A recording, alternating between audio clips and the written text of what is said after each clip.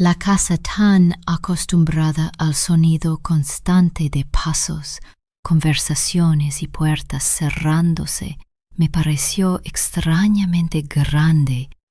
Aquel viernes por la tarde, mi esposo había salido de viaje por motivos de trabajo.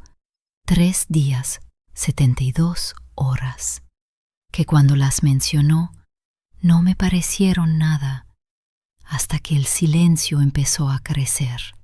La casualidad o el destino, si uno quiere ponerse dramático, quiso que su padre, don Ernesto, pasara por la ciudad ese mismo fin de semana. Era un hombre de modales impecables, reservado siempre, amable, en las reuniones familiares con esa elegancia discreta que nunca pasa de moda. Él mismo sugirió quedarse en casa para no gastar en hotel si no era mucha molestia. Claro que no lo era, o al menos eso creí. La primera noche fue tranquila, cenamos temprano, preparé sopa y pan tostado, algo sencillo. Él me contó anécdotas de su juventud, de cómo conoció a su esposa, la madre de mi esposo, y de cómo los años enseñan a ver la vida sin tanto dramatismo. Me gustó escucharlo, tenía una voz cálida y un modo pausado de hablar que parecía envolverlo todo. Cuando terminamos, insistió en ayudar a recoger. Fue entonces cuando lo vi más de cerca, su manera de moverse. Era serena, pero firme, su mirada profunda, pero siempre respetuosa. No era un hombre que intimidara, pero sí uno que imponía presencia. Al despedirnos, ya en la escalera me dijo algo curioso. Es raro cómo el silencio cambia una casa, ¿no? A veces revela cosas que ni sabíamos que sentíamos. Le sonreí sin saber muy bien cómo responder. Esa noche me costó dormir. A la mañana siguiente me levanté más temprano de lo habitual. Encontré a don Ernesto en la cocina preparando café. Llevaba una camisa de lino remangada hasta los codos y un libro abierto sobre la mesa. Al verme se levantó con naturalidad y me sirvió una taza.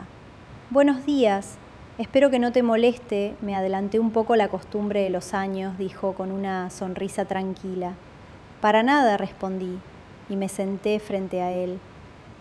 Charlamos un poco más del clima, de literatura, de las pequeñas rutinas que nos sostienen. Todo era cordial, amigable, pero había algo en su forma de mirarme que empezaba a ser distinto, no inapropiado, no aún, pero sí atento, intenso, como si algo en mí hubiese capturado su interés de un modo nuevo. Después del desayuno, mientras yo barría el pasillo y elogiaba una revista en el salón, ocurrió algo mínimo pero revelador. Dejé caer sin querer un florero pequeño. No se rompió, pero rodó hasta donde él. Ahora compartían la misma casa. Me dediqué a limpiar los estantes altos del salón, mientras don Ernesto, con su habitual discreción, leía en el patio con una taza de té entre las manos. Pero bastaba que entrara a la casa para que todo se transformara. No era solo su presencia, era la forma en que la energía en el ambiente cambiaba sutilmente, como si algo debajo de la superficie reclamara ser visto. No eran palabras lo que intercambiábamos, sino gestos, miradas contenidas y silencios cada vez más densos. Ese mediodía, mientras poníamos la mesa, sucedió algo que me descolocó. Al pasarme un plato, nuestras manos volvieron a rozarse, y esta vez él no retiró la suya de inmediato. No fue invasivo ni atrevido, pero sí deliberado. Lo miré con la respiración suspendida, esperando alguna palabra que aclarara o deshiciera el momento. Pero él solo me sonrió con esa mezcla de serenidad y enigma que había aprendido a descifrar desde el primer día. Después del almuerzo, llovió una lluvia mansa constante que parecía querer cerrar el mundo alrededor nuestro. Yo me refugié en el sofá con un libro entre las manos, aunque no fui capaz de leer más de una página. Don Ernesto apareció minutos después con 2 tazas de café y se sentó frente a mí en el sillón individual. ¿Te molestas si me quedo aquí?, preguntó con su tono grave, siempre sereno.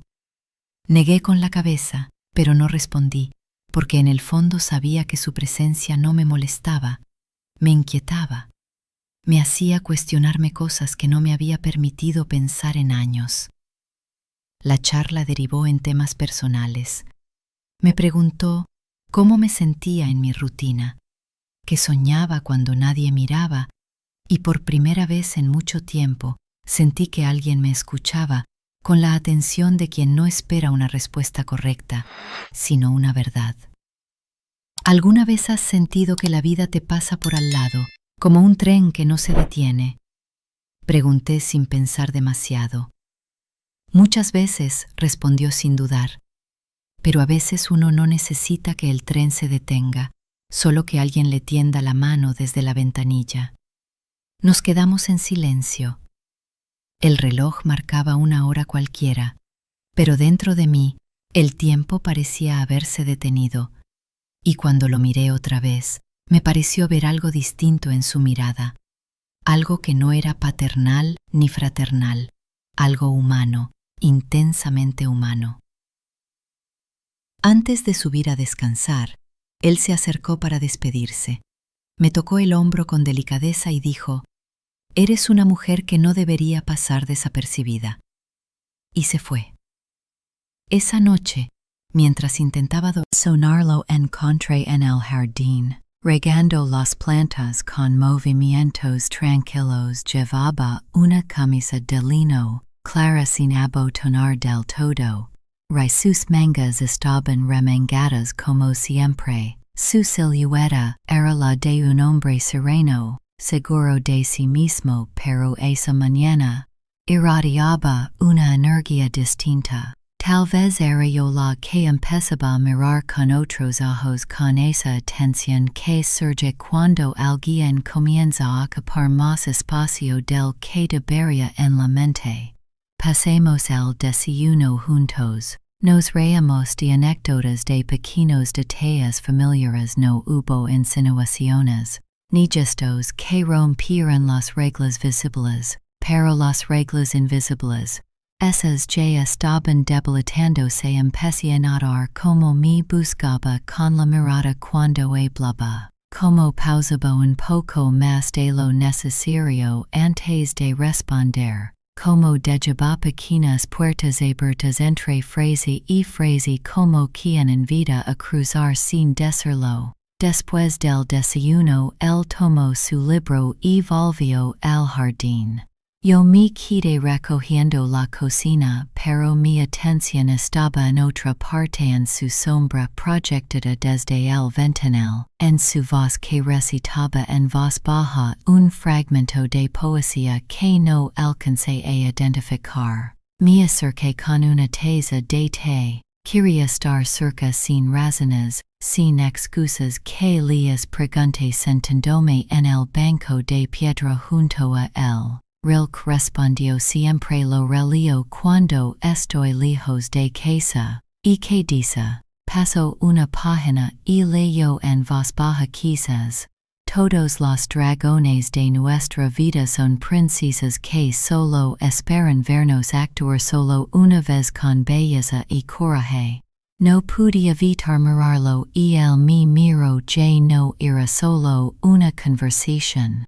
Ya no eran palabras en el aire, era algo más profundo, más íntimo, más vulnerable. El sol del mediodía caía sobre nuestras cabezas. La brisa era suave, pero no lo suficiente para enfriar el calor que comenzaba a crecer entre nosotros. Y sin embargo no nos tocamos. No era necesario a veces. La traición no se da en un beso ni en una caricia. Comienza en una conversación demasiado sincera, en un silencio que se vuelve cómplice.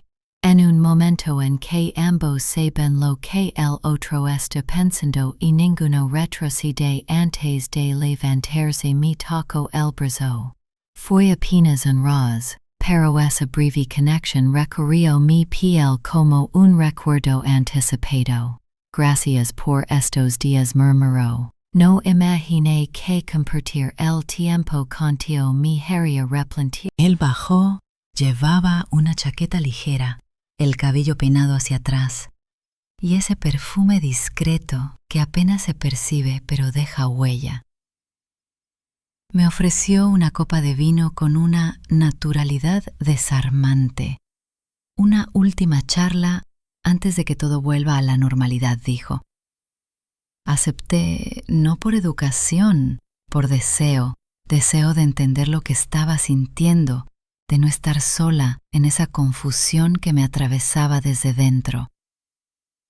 Nos sentamos en el salón, las luces tenues, la casa en silencio, el vino entre las manos.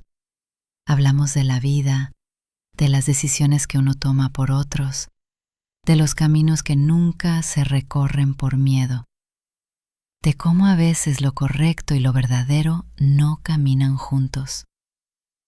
No quiero que te sientas culpable, dijo con voz pausada. Lo que hay entre nosotros, aunque breve, ha sido real, y hay cosas que el tiempo no borra. No supe qué responder porque en el fondo sabía que tenía razón. No necesito describir lo que ocurrió después. Basta decir que el silencio lo dijo todo. Que esa noche la soledad no fue compartida sino abrazada. Que en la quietud del salón entre susurros y confesiones se cerró un ciclo que quizás nunca debió comenzar, pero que inevitablemente debía tener su final al amanecer. Él se marchó temprano. Dejó su taza en la mesa, una nota con una frase de Rilke y un vacío extraño que no era tristeza, pero tampoco alivio. Cuando mi esposo regresó esa tarde, todo en mí ya había cambiado, y aunque él no lo notó, yo lo supe. Desde la forma en que lo abracé, había algo en mi pecho que ya no le pertenecía. A veces la infidelidad no ocurre en el cuerpo, sino en el alma. Y lo verdaderamente imperdonable no es el acto, sino haber sentido algo que no sabías, que necesitabas.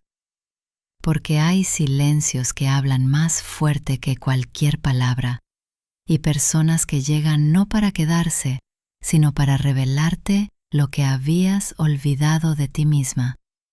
¿Alguna vez sentiste algo que no esperabas por alguien que nunca imaginaste?